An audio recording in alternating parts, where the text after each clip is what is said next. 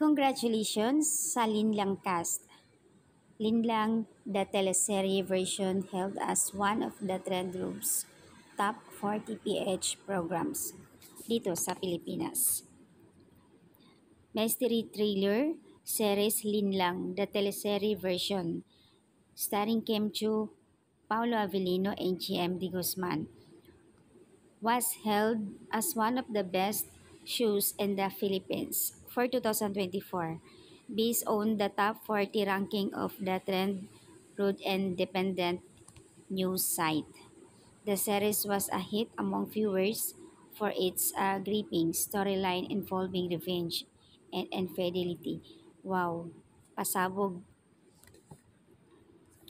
Congratulations naman. Totoo naman talaga, simula pa lang sa umpisa, grabe. Kaya nga ang taas ng ratings nila eh. Teleserye po uli sana ang Kim Pao after ng movie nila. Total malakas naman at maganda yung kinalabasan ng kanilang ah, series ng Linlang. Kasama pa ang WWSK. Grabe, hatak talaga. Linlang started it all, and watching Pinoy TV series, Paolo Avellino is the best actor of all times. And also Kim Chu. Si GMD Guzman din best supporting actor. Halos lahat sila. Congratulations naman sa team ng Linlang. Sobrang galing.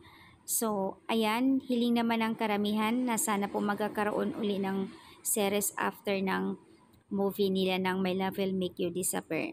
Total nga, mataas yung ratings nila at lahat sila dito pasok. Best actor, actress, supporting. Pero ayon sa iba, magkakaroon talaga sila pero syempre, at dahil ongoing pa lang yung kanilang movie at hindi naman basta-basta iyon, marami pang naka-line up. Malamang may project din yan sila after ng movie. Palipas lang siguro ng ilang months. So, guys, focus muna tayo dito. Yung ibang mga admin nagpo-post na sila sa para sa block screening. May pa-direct message po kung sino yung gustong sumali sa block screening. Ayan, punta lang kayo sa admin mga Kim Pao